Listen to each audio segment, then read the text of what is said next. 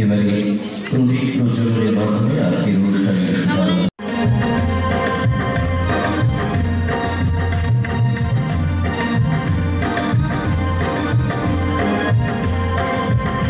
এর অর্থ কি?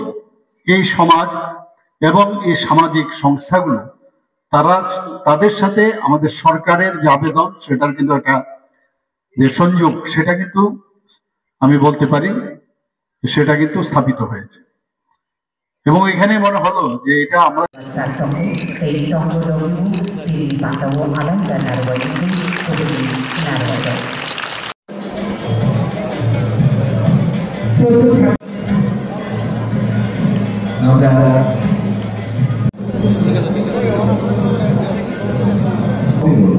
শ্রেষ্ঠ পরিবেশ বান্ধব পূজার অনুষ্ঠান জেলার বুলেটগ্রাম থেকে